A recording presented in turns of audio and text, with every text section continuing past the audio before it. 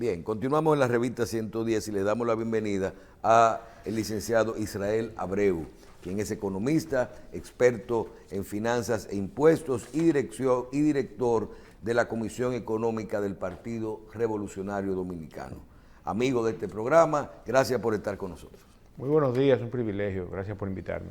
Bien, antes de ver algunos temas de los que tenemos programados conversar con el licenciado Israel Abreu, vamos a hablar un poquito de la situación y de su opinión de cómo ve el problema de los precios y de la inflación en nuestro país en este momento. Vemos que para el dominicano sigue siendo el principal problema el problema de la inflación.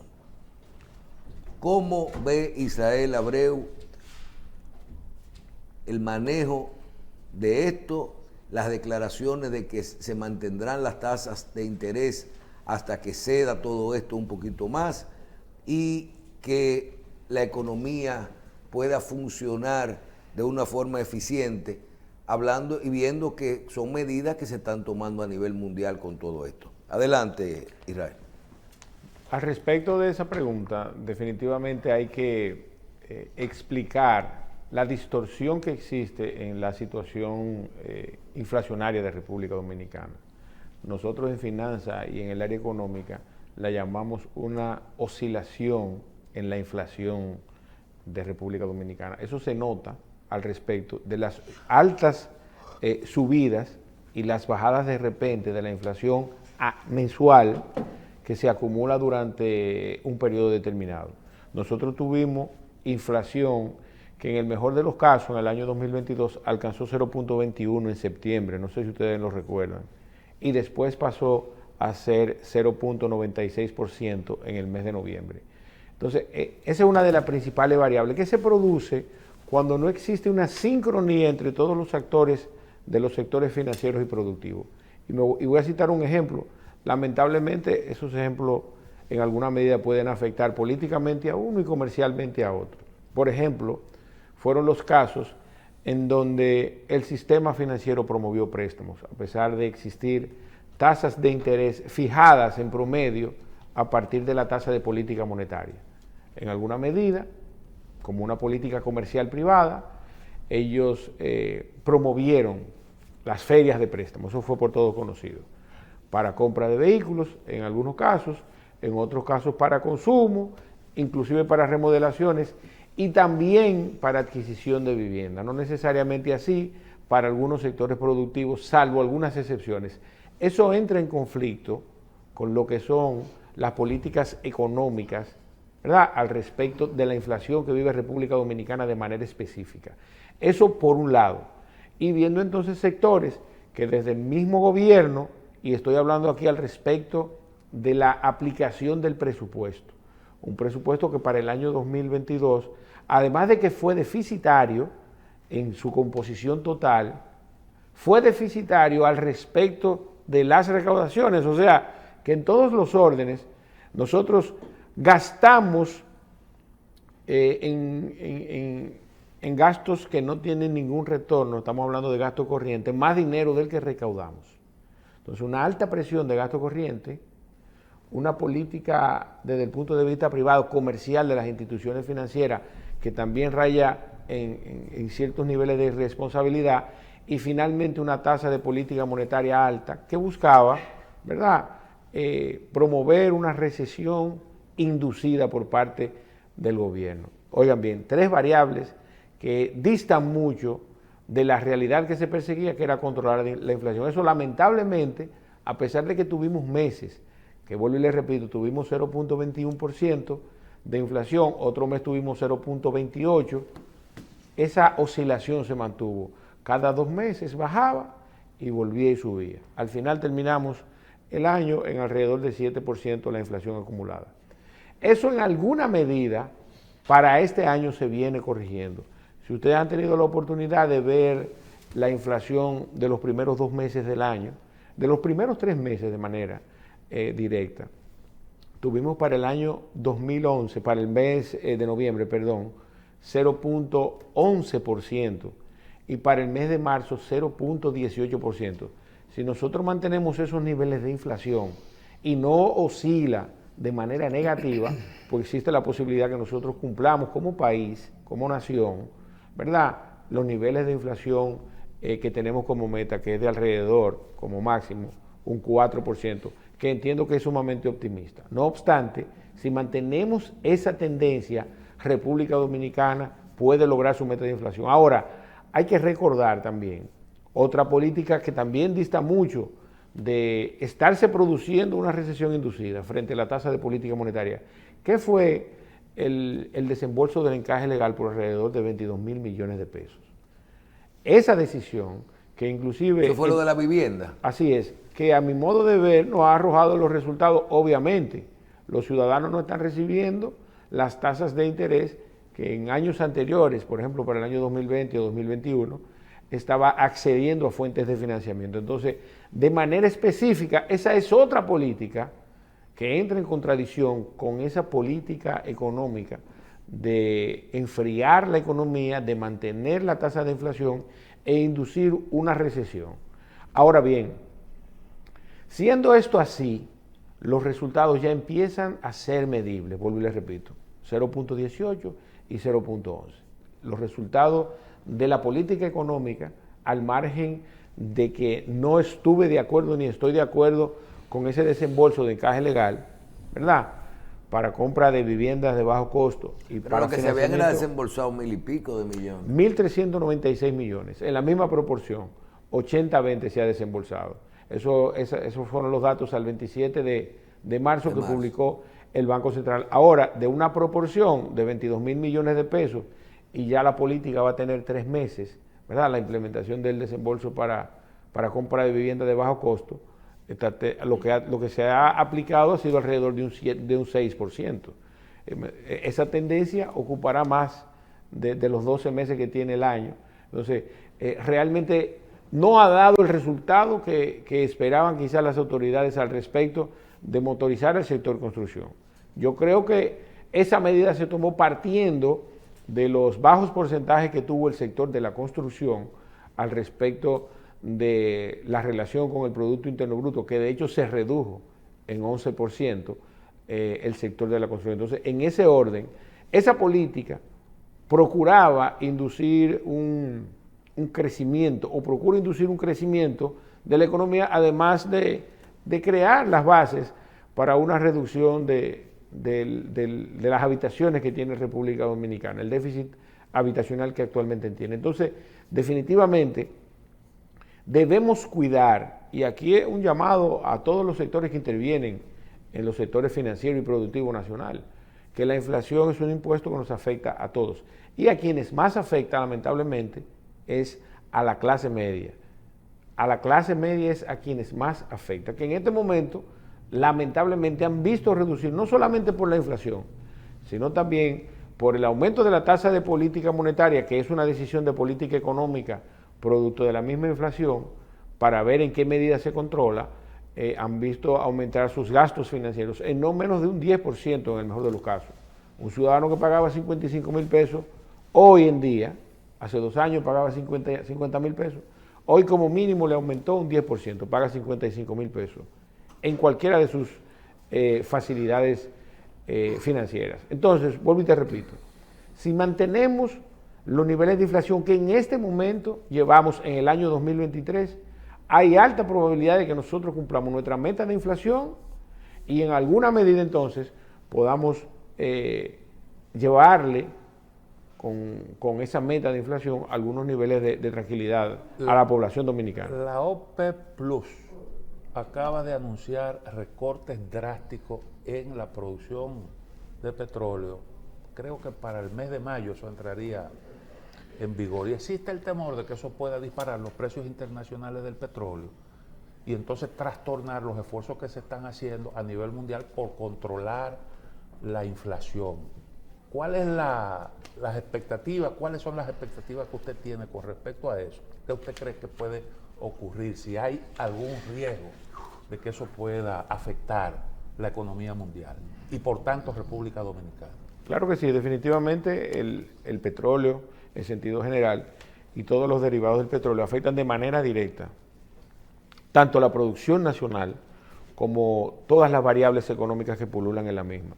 Y el efecto de ello, lamentablemente, ha sido primero los altos costos que hemos pagado los ciudadanos, que lo pagamos de manera directa cuando echamos un galón de combustible y de manera indirecta a través de los impuestos que nos cobran de manera directa cuando el producto circula en todo el mercado nacional. Ahora, de manera específica, y aunque hemos hecho cierto nivel de crítica, el efecto de los aumentos en el precio del petróleo, que les recuerdo que en algún momento llegó a alcanzar los $118 el barril, y claro, la OPEP Plus no se va a reunir para decidir, miren, vamos a producir más, vamos a bajarlo, no, dependiendo de la situación que se esté viviendo en el momento y de los niveles de competencia que se estén creando al respecto de otros productos que puedan competir con los derivados del petróleo. Entonces, el caso es que es indudable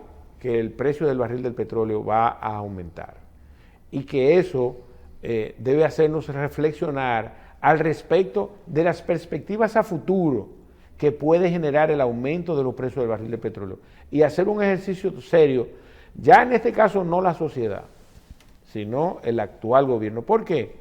Porque fue una promesa de campaña, ha sido ya en 2 ocasiones, no así en la última recién pasada rendición de cuentas, un compromiso del actual presidente de la República y del gobierno del PRM, revisar la ley de combustible y hacer una ley más transparente y justa al respecto de su composición legal.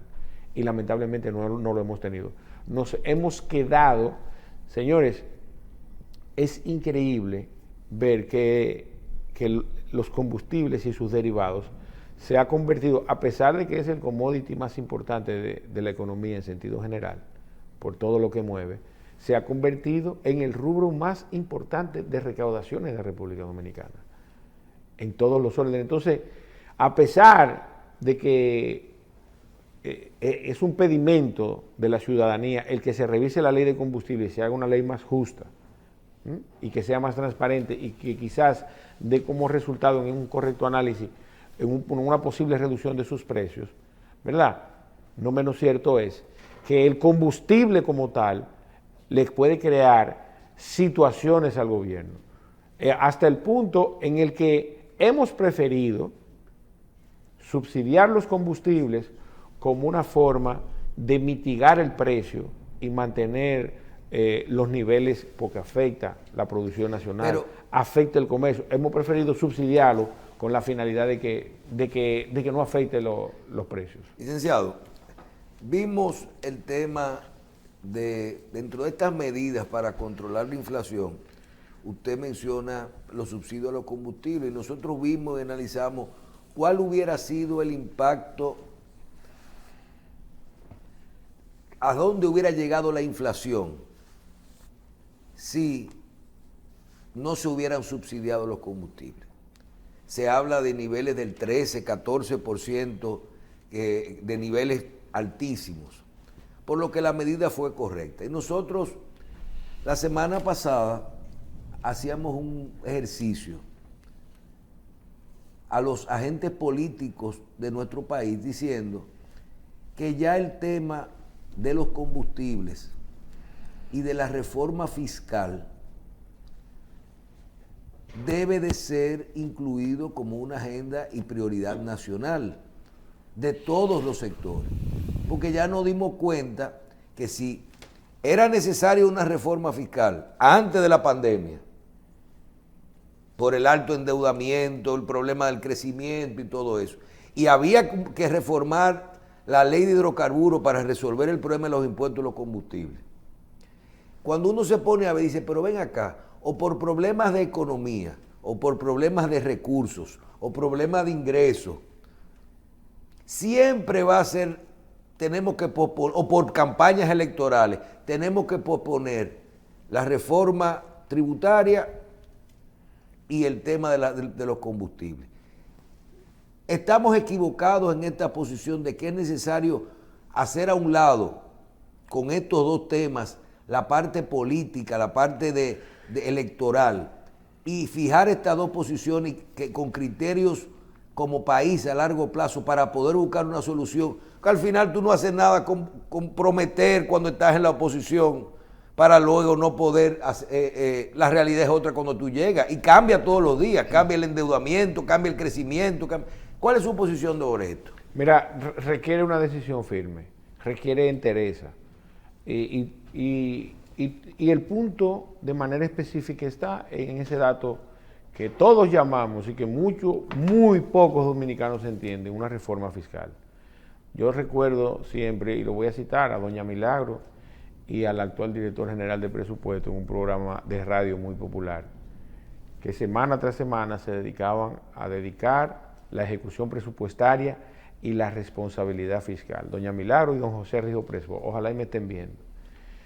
Y yo no te voy a decir que yo esperaba, pues yo no voté por Luis Abinader, aunque es mi presidente en este momento. Pero yo creo que mucha gente se quedó esperando que Luis Abinader se iba a poner el cinturón frente a la situación económica de República Dominicana. Y lamentablemente... ¿Y no lo ha hecho? No lo ha hecho, la verdad es que no lo ha hecho.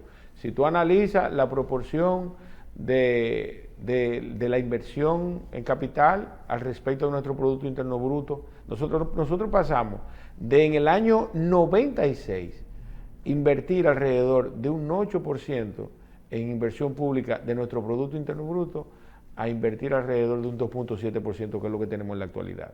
Entonces, sin ningún tipo de responsabilidad al respecto del manejo del presupuesto público, de los recursos públicos. Si ustedes ven la composición del presupuesto, ¿verdad?, que valga la redundancia, está formado por un sinnúmero de leyes que su ecuación no es el 100%, sino que te da más al respecto de nuestro Producto Interno Bruto, y que además se invierte, ¿verdad?, de manera unilateral, inclusive violando las leyes que suponen dar forma al presupuesto, pues definitivamente es cuestionable. Nadie, ningún gobierno de 1961 a la fecha, ¿verdad?, en nuestra historia democrática, ha querido y ha permitido que nadie le revise en qué gasta el dinero del Estado, el presupuesto. Entonces, eso hay que hacerlo. Yo llamo la atención, vuelvo y te digo, en este caso a José Rijo Presbó y a Milagro Ortiz Bosch, dos componentes sumamente importantes de este gobierno, y que se dedicaron a criticar, cosa que yo veo muy bien, la responsabilidad fiscal al respecto de los gastos de gobierno, no solamente de las recaudaciones, porque aquí no queremos circunscribir solamente a los aspectos recaudatorios y no queremos sentarnos a ver en qué estamos gastando, cuál es la calidad del gasto. Aquí se vende... Usted está sugiriendo que estamos gastando mal en República Estamos Dominicana. gastando muy mal, no mal, estamos gastando muy mal. Si nosotros hiciéramos un ejercicio al respecto inclusive de lo que en este momento, y no quiero circunscribirme a este momento, de lo que en los últimos 20 años en República Dominicana hemos promovido, oiga bien, profesor, es increíble que nosotros veamos como bueno y válido que aquí nosotros tenemos que aumentar los subsidios a los sectores más necesitados, que muchos ciudadanos son todos los días más pobres y hay más gente para darle 10.600 pesos mensuales. Eso no es un logro. Yo creo que eso es un mérito, un reconocimiento al mal manejo de la finanza pública. Entonces, yo creo que todavía Luis Abinader, que se quiere reelegir, ¿verdad?, tiene la oportunidad de hacer un ejercicio serio de la revisión, de una revisión fiscal integral que República Dominicana necesita al respecto de en qué se invierten los recursos públicos. En este preciso momento de la historia, a pesar de todas las situaciones acumuladas que se han dado y la que de manera específica ha vivido el actual gobierno, nunca nos habíamos manejado tan mal. Señores, nosotros pasamos de ser un 4%, ¿verdad?, el costo de nuestra deuda en el año 1996, un 4%, a ser hoy un 26% de nuestras recaudaciones. Para que usted tenga una idea, si nosotros vamos a facturar, vamos a recaudar por concepto de impuestos 1.040.000.000.000 en este año, si nosotros no hubiésemos tomado dinero prestado para controlar el déficit, sino para nosotros hubiésemos gastado de lo que íbamos a recaudar alrededor de 261,000 millones de pesos. ¿Y por qué eso en el caso Esa es la acumulación del nivel de irresponsabilidad con la que nos hemos manejado. ¿Por qué en el caso de República Dominicana ese porcentaje es tan alto? Porque, por ejemplo, usted coge el caso de Grecia. Grecia tiene una deuda que supera el 100% del PIB y gasta menos que la República Dominicana en el servicio de la deuda. Cerca de la mitad. ¿Qué es lo que explica un fenómeno como los ese? costos de la deuda? De hecho, aquí se dio una cumbre, la cumbre iberoamericana recientemente, y el principal punto que se debatió en esa cumbre fue eso, el costo de las deudas. Para que usted tenga una idea, en este momento de la historia de República Dominicana, que eso va a subir en el corto plazo. No me voy a circunscribir ahora, porque de manera extraordinaria tenemos una situación financiera mundial. Pero para el año 2020 y 2021 nosotros colocábamos bonos soberanos 4.5%, cuando Japón, que tiene el 260% de su Producto Interno Bruto comprometido, lo emite hasta un 1 en el peor de los escenarios. Asimismo Grecia. Entonces, tiene mayores beneficios al respecto de la utilización de los recursos y uno bajo costo. ¿Por qué? Porque al inversor, a quien invierte sus recursos en esos países... Pero la deuda de Japón no es fundamentalmente una deuda interna. Sí, pero es una deuda al final. Entonces, pero eso puede explicar por qué se contrata a un interés tan bajo. Sí, pero ellos deben también a nivel externo. Y también tiene el mismo componente. Ahora en República Dominicana tenemos el mismo componente. Nosotros tenemos un alto nivel de endeudamiento interno que lo hemos hecho a través de la AFP. La inmensa mayoría de los fondos de la AFP somos nosotros, es el gobierno dominicano que lo debe. Ahí se está reciclando un dinero sumamente importante que no era inicialmente el fondo de la ley, de la administradora de fondos, en cuanto a eso se refiere. El fondo... Pero ha resuelto ese mecanismo, ha dado estabilidad. Relativamente, porque el gobierno lamentablemente se ha dedicado a ser una máquina de consumir recursos en cosas que no necesariamente van a tener retorno. Vuelvo y te digo, para este presupuesto, oye bien, República Dominicana va a financiar 70,000 millones de pesos. Nosotros vamos a gastar 70,000 millones de pesos más de lo que vamos a recaudar. Y yo no quiero que nos circunscribamos nada más a estos últimos 2 años, no, para que la gente no lo confunda. Oigan bien, nosotros pasamos, que esa fue la pregunta que usted me hizo, ya sabemos por qué nos cuesta más.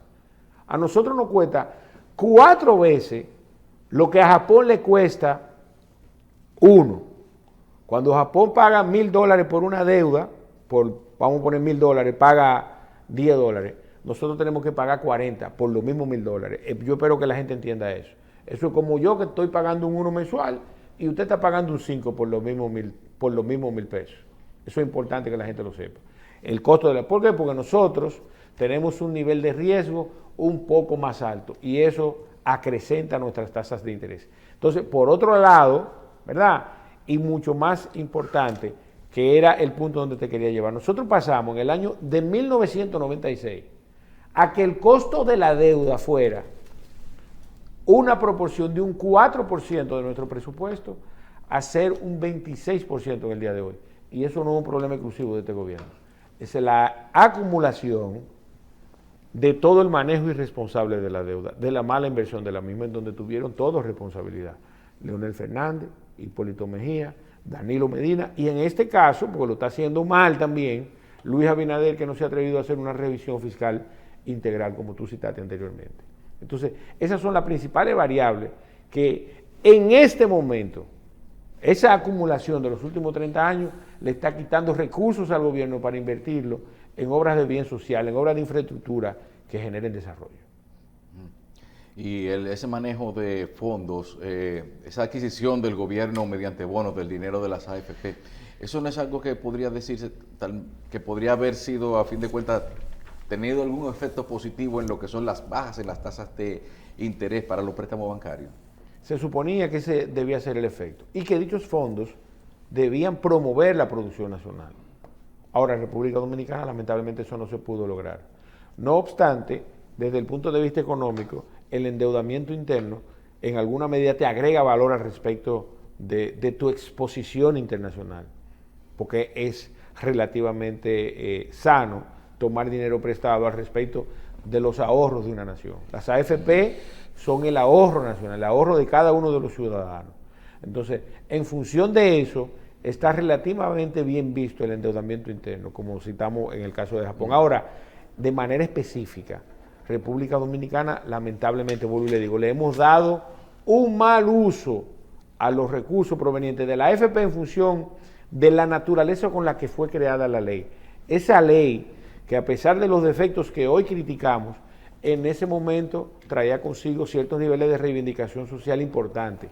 Si nos situamos en el año 2001, a nivel social, los ciudadanos iban a tener pensiones, seguros de riesgo laboral, una administradora de riesgo de salud, ¿verdad?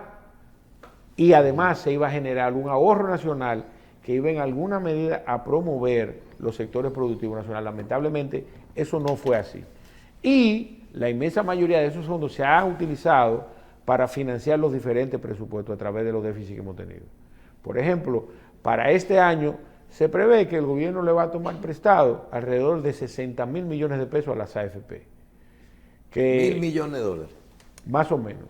Entonces, en ese orden, ese dinero, que en la situación financiera actual que vive el mundo, no es recomendable que esa cantidad de dinero salga a la calle y que el gobierno lo retenga. Y así lo está haciendo.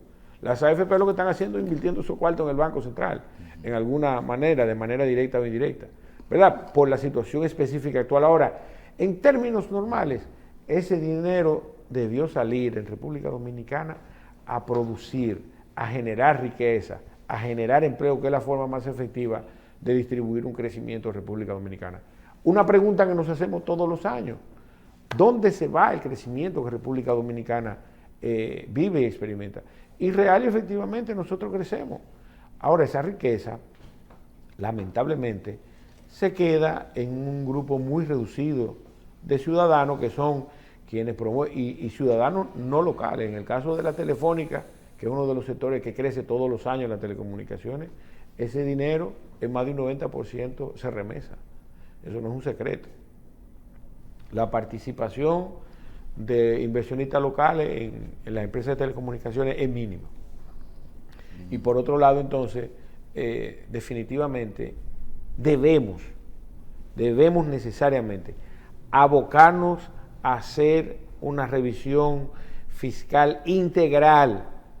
Debemos, los ciudadanos, integrarnos en procura de que el gobierno gaste de manera responsable. Todavía en República Dominicana tenemos el caciquismo al respecto de la administración de los recursos públicos. Y todavía en la naturaleza de nosotros, los dominicanos, que yo creo que aquí debe haber hasta una revolución educativa, entienden que ser funcionario es sacarte un billete. Y no es así, señor. Esa revisión fiscal de que usted habla pasa por el incremento de la presión tributaria. Sí. Así es. Esa es la vocación que han tenido todas las reformas fiscales que hemos tenido en República Dominicana. Ninguna, salvo en el caso del 4%. Pero nadie se puede reelegir haciendo un año antes de las elecciones una reforma fiscal. Hay que ser oportuno al respecto de las reformas, en todos los órdenes. Porque si tú lo que quieres es recaudar históricamente, el que quiere hacer una reforma fiscal hace desde que llega, la hizo Hipólito.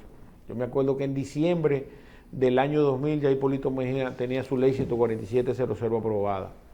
¿Verdad? 3 Aquí meses. se intentó, pero no se pudo. No, y por el tema de la pandemia y la queja. Y en el caso de Leonel Fernández, en el 2005 inauguró con una reformita fiscal también. En el 2008, después de la crisis norteamericana, a principios del 2009, una pequeña reforma también. Danilo Medina, en el 2012, también tuvo su reforma fiscal. Y también en el 2016 se aprobó una reforma fiscal que finalmente la terminó implementando, que fue la amnistía fiscal para bienes patrimoniales y eso, que fue relativamente criticada. ¿Usted entiende que eso fue beneficioso? ¿Cuál parte? La última ley que se hizo de sincerización de patrimonio, 4620. Claro que sí, en todos los órdenes. Primero, desde el punto de vista de la tranquilidad que le dio a mucha gente que no sabía cómo manejar eso y que no necesariamente produjo ilícitamente esos bienes. Si bien es cierto que mucha gente se aprovechó de eso, mucha gente simplemente lo que tenía era el temor de acercarse a las autoridades y decirle: miren, yo tengo esto, porque fácilmente te arrancaban un brazo, tú tenías que dejar la mitad de la propiedad ahí. Eso es importante que la gente lo sepa. Y segundo, entonces, en el orden de lo que representa la información para las autoridades recaudatorias. A partir de ahí, todo el que fue, en el caso de los bienes inmuebles, o el que declaró dinero, ¿verdad? En el caso de los bienes inmuebles de manera específica, al aumentar su patrimonio en esa misma medida, cuando es a través, va a pagar más impuestos. Va a pagar impuestos a la propiedad inmobiliaria, un poco más, y en el caso de las empresas que actualizaron el valor de sus inmuebles, van a pagar más impuestos Y sobre de los sus activos. inventarios, de sus activos. Exactamente, entonces, en todos los órdenes fue bueno. Eso se reflejó, inclusive, en el aumento de las recaudaciones del primer año de la gestión de la actual administración de la Y Dirección no General duró de poco Impuestos tiempo, aunque yo vi que eso se extendió y eso no duró poco tiempo. No debiera, tú no vieras la necesidad, ya que no se hizo una reforma fiscal y que vino la crisis económica y todo eso, de extender eso. Mira, Eso no sería bueno, eso fue una buena medida. se aplazaron 2 veces, pero la realidad es que eso coincidió. Pero no teníamos Ucrania, ni la inflación, Eso ni la es así. guerra, ni el endeudamiento. No, estábamos en crisis, definitivamente. En función de lo que tú acabas de explicar, yo creo que sí, que se merecería una prórroga, nuevamente inclusive, que se Hay que aprobara. llevarlo al Congreso, eso, ¿verdad? Claro que sí, para su posterior implementación, que fue, creo que la ley era 4620, Sí. a la que te refieres, y en alguna medida se aplazó. Ahora, todo esto se vio afectado por el tema de la pandemia principalmente, que quitó recursos a los ciudadanos y a las empresas. Imagínate, si hay una estimación que dice que ninguna empresa, sin importar la cantidad de dinero que tenga, resiste de 3 a 6 meses cerrada sin producir dinero, y nosotros vivimos alrededor de 10 meses virtualmente cerrados. Entonces, en ese caso, como tú bien dices, pues definitivamente debemos abocarnos, ¿verdad?, a que quizás, porque vuelvo y te digo, mucha gente en este momento quizás de su vida económica pudiera aprovecharle en mayor medida. Se Bien. beneficia de manera inmediata cobrando impuestos y en el futuro también. Bien. Israel, hay muchos temas que se nos quedan. Quería hablar un poquito de lavado de activos, de financiamiento de los sujetos obligados, de financiamientos de partidos políticos, recursos de campaña. Tendremos que hacer otro programa. Pero ya que estamos hablando de recaudaciones, finalmente, nosotros vemos y evaluamos cómo van las recaudaciones en esta gestión. Personalmente vemos que hay poca presión, no presión fiscal, sino que los sectores económicos no se sienten presionados de que se está atosigando con respecto a las recaudaciones. Pero vemos unos muy buenos niveles de recaudaciones que son producto de cómo está la economía, el crecimiento, por ejemplo el turismo, las áreas que repercuten en eso. ¿Cómo desde la posición que usted tiene en este momento y es de director de la Comisión Económica del PRD, cómo evalúa la gestión de los agentes recaudadores de nuestro país? Impuestos internos y la Dirección General de Aduanas. Yo no voy a dejar pasar la oportunidad de decir aquí, en materia financiera, que República Dominicana tiene un código monetario y financiero con 20 años de obsolescencia. Así también una ley de valores. El primer superintendente de valores fue Iván Rodríguez, amigo de todos ustedes. Sí. ¿Verdad? En el año 2001, el primer superintendente de valores. Esas dos leyes Ambas hay que leyes. tocarlas. El efecto de eso es inclusive, por ejemplo, todas las situaciones que hemos tenido, y no te estoy hablando de penalización, no. ¿Y la ley no se arregló después de lo de Van Inter? No. Del 2003. No, eso acaba ya. El Código Monetario y Financiero. Totalmente revaluado. ¿Y a qué usted sale con eso ahora? ¿Será que tenemos riesgo como en Estados Unidos? Tenemos riesgo, no igual que en Estados Unidos, pero tenemos riesgo. Nosotros tenemos un alto nivel de dependencia económica. Pero de en los el Estados mercado Unidos. de valores. El 85% de las remesas que recibe República Dominicana provienen de Estados Unidos. Cuando me refiero a la revisión integral de nuestro Código Monetario, me refiero a la inmensa cantidad de productos financieros que existen en el mercado. Aquí nosotros vivimos una situación, y no me voy a referir a mantequilla, que eso es, en la escala del raterismo, yo creo que eso fue lo más bajo con lo que caímos, pero puedo citar el caso del joven apellido González, que yo creo que ustedes tuvieron la oportunidad de entrevistarlo. Ese joven no dijo nada que no fuera real, en lo que se refiere a los instrumentos financieros que se manejan a nivel internacional y a través de las diferentes Que nosotros plataformas. nos criticaron mucho por eso, porque nosotros lo que él venía a decir aquí no era que depositaran dinero con él, sino que regularan el sistema. y debe ser regulado. En eso yo no lo que conozco, pasa es que no le lo he visto mencionaba a nunca. uno una serie de cosas que uno no sabía. No soy abogado de él, pero se evidencia en ese caso, ¿verdad? El nivel de obsolescencia, el estado de obsolescencia en que se encuentra nuestro Código Monetario y Financiero. A mis amigos del sector financiero no les gusta que yo diga pero eso. usted habla más del sector valores. No, Fideicomiso, Bitcoin. y el sector financiero en República Dominicana. Bien. Entonces, entrando ya en materia de recaudaciones, porque no quería, y me gustaría que hiciéramos un programa sobre eso. Oiga bien, el efecto del aumento de las recaudaciones, para que la gente lo tenga claro, no ha sido una eficiencia administrativa. Si yo vengo a decirle, o vienen los actuales directores a decir eso, le están mintiendo. Y que el aumento de los precios. En el caso de aduana, el aumento en el precio del barril del petróleo provocó, ese es el principal rubro al respecto de la recaudación. Al subir los precios se recauda más, es lo que usted está diciendo. Así es, simple, usted cobra un 10%. Si usted trae un producto que hoy cuesta 100 y mañana cuesta 200, cuando costaba 100 usted le ingresaban 10. Cuando cuesta 20 le ingresan 20, un 10%. Simple, es un ejercicio simple. No fue pero que fueron más hay sectores eficientes. como el turismo, todo eso que estamos hablando de alta ocupación. No, pero eso no tiene nada que ver con eso. Estamos hablando, usted me habló de las recaudaciones. Sí. A través del turismo lo que hace es que se gasta. En República Dominicana alguien invierte, gasta un dinero, ese dinero no se queda aquí. La inmensa mayoría de ese dinero vuelve y se remesa, porque los hoteles no son de nosotros. Y quienes venden esos servicios no son de nosotros. Aquí el dinero limpio, importante, que entra a República Dominicana son las remesas.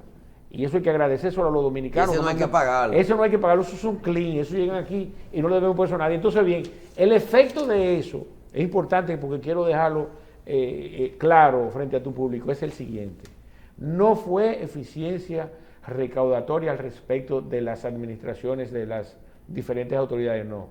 Fue el efecto, primero, del barril del petróleo, de los fletes con la crisis que tuvimos de transporte allá en el oriente, cuando se encalló el barco y se triplicaron el valor de los fletes.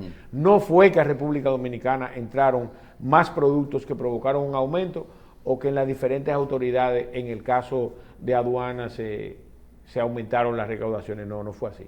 Y en el caso de la Dirección General de Impuestos Internos, es el mismo efecto, salvo por los ingresos que provinieron de la implementación de algún tipo de ley especial, como los impuestos que se generaron al respecto de la aplicación de la ley 4620 durante todo el año 2021. Pero no ha sido eficiencia recaudatoria. Y finalmente, oye bien, yo no sé de dónde tú sacaste que los empresarios no tienen presión tributaria. Si aquí se acaba de aprobar en el Congreso una ley, que yo no sé cómo la van a implementar, en donde inclusive el señor que vende fruta va a tener que tener factura electrónica. ¿Dónde que va a montar la computadora?